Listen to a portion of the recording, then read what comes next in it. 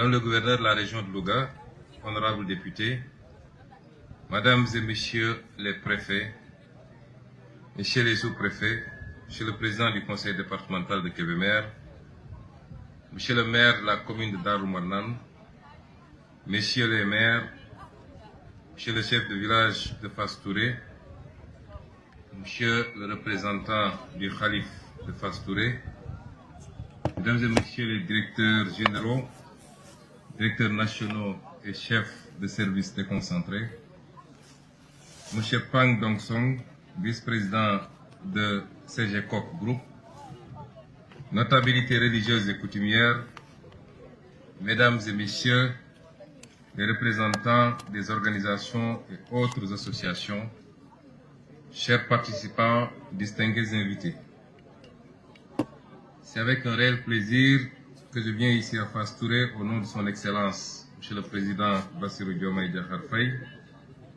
procéder au lancement officiel des travaux de la phase 2 du projet d'approvisionnement en eau potable en milieu rural. Je voudrais tout d'abord exprimer à l'assistance toute ma gratitude pour l'accueil chaleureux et la forte mobilisation qui témoignent, si besoin en était, de votre adhésion à l'action gouvernementale dont les réalisations visent essentiellement à prendre en charge les préoccupations des populations dans tous les domaines. Ces remerciements vont également à l'endroit du Khalif de Fass Touré, Serigne Abdelaziz Touré, à qui nous souhaitons longue vie et bonne santé. Vos prières et encouragements constituent pour nous une intarissable source de motivation et d'engagement. Mesdames, Messieurs,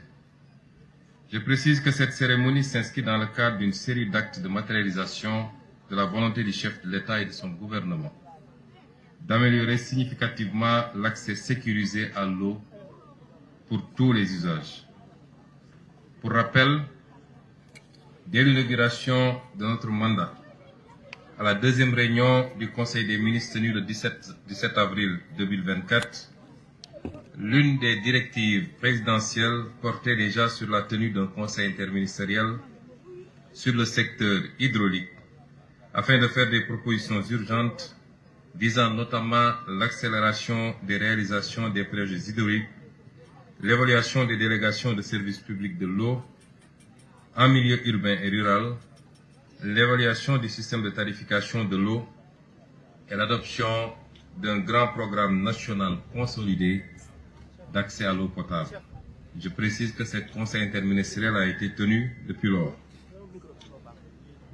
Comme vous l'avez tous constaté, plusieurs initiatives ont été lancées, dont la plus marquante est celle des autoroutes de l'eau qui se conçoivent à travers la réalisation de grands transferts d'eau depuis des sources de grande disponibilité vers celles déficitaires et de grande consommation. Ainsi, cette initiative portera entre autres sur le grand transfert du lac de Guiers vers le triangle Dakar-Mbour-Thiès, incluant une branche vers la ville de Touba, dont le réseau sera intégralement renouvelé et modernisé. Je voudrais dire que le programme que nous lançons aujourd'hui n'est qu'un palliatif en attendant la réalisation de ce grand projet qui permettra de régler définitivement les préoccupations en matière hydraulique des populations de la zone, y compris la question de la salinité qui a été soulevée tantôt. Il y a également le transfert du lac de Guiers vers le Ferlo, les transferts interbassins avec 3 branches allant du fleuve Gambie, le barrage de Sambagalou, de la Kouluntou et de Bakel vers le bassin arachidier jusqu'à Thiès. Les transferts d'eau souterraine de l'axe Malem-Odar-Sadio, entre autres. D'ailleurs, au regard des ambitions déclinées à travers l'agenda national de transformation Sénégal 2050, la garantie de l'accès sécurisé à l'eau, qui constitue un droit humain fondamental consacré par les Nations Unies, revêt une dimension primordiale. Dès lors, la seule approche qui s'impose est de s'inscrire dans la construction de solutions structurelles et équitables à travers le nouveau référentiel 2050, l'un des principaux engagements est de faire du Sénégal un pays juste, où les inégalités sociales et les iniquités territoriales seront fortement réduites et où tous les citoyens bénéficieront de la même qualité de services, d'éducation, de santé, d'accès à l'eau, à l'électricité et à l'assainissement, à un logement décent, qu'ils habitent en ville ou dans un milieu rural, au nord comme au sud et d'ouest en est. La prise en charge des besoins, en ce qui concerne l'eau, sera basée sur une approche sécurité qui suggère une planification à long terme, notamment à l'horizon 2050, tenant compte de l'évolution démographique, une prise en compte de tous les usages et une diversification des sources en vue d'aboutir à une balance hydrique favorable. Mesdames et messieurs, parallèlement à cette initiative des autoroutes de l'eau, visant à régler de manière durable et sur un horizon moyen terme les problèmes de disponibilité de l'eau partout, pour tous et pour tous les usages, le gouvernement poursuivra ses efforts de prise en charge immédiate de tous les besoins en eau potable ayant un caractère urgent. D'où la pertinence de ce grand projet que nous venons de lancer et qui fait partie d'un dispositif global de nivellement des conditions d'accès à l'eau entre le milieu rural et le milieu urbain devant répondre aux mêmes standards. Par ailleurs, les travaux afférents à ce projet, en sus de s'inscrire en droite ligne du référentiel qui fait de l'équité un principe majeur, contribueront à l'atteinte des objectifs de développement durable, notamment son volet 6, eau potable et assainissement. Je vous ferai l'économie, je vous passerai de revenir en détail sur ce que le ministre a déjà exposé, sur les composantes du projet. Nous avons tenu à le lancer ici, mais c'est un projet national. Ce n'est pas un projet seulement de Fass Touré, de la commune, du département ou de la région, mais c'est un projet national qui, à terme, devra permettre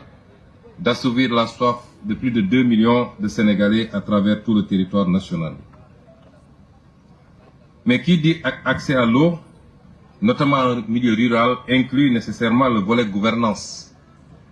En effet, comme vous le savez, la gestion durable du service public de l'eau en milieu rural a connu plusieurs évolutions, passant d'un système participatif basé sur des comités de gestion et des associations des usagers de forage, les ASSOFOR,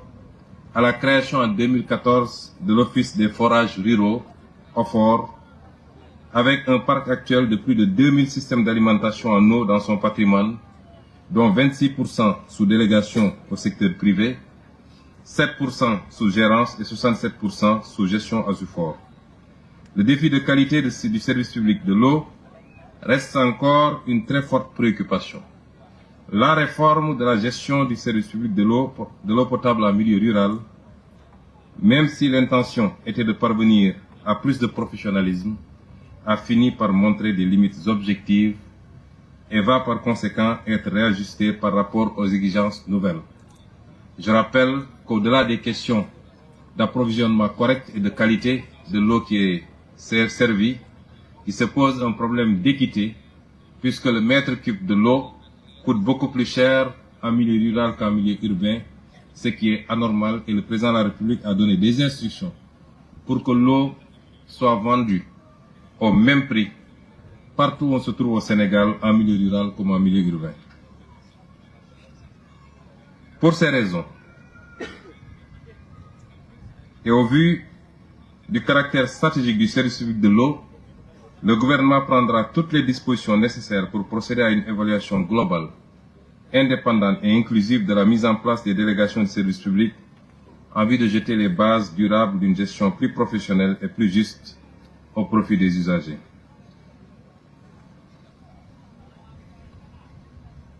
Monsieur le chargé d'affaires de l'ambassade de la République populaire de Chine au Sénégal, je voudrais à travers votre personne remercier, au nom du président de la République, de son gouvernement ainsi que de toutes les populations bénéficiaires, la République populaire de Chine. Je me réjouis de notre coopération féconde et exemplaire dont la conception et la mise en œuvre de ce projet constituent une parfaite illustration.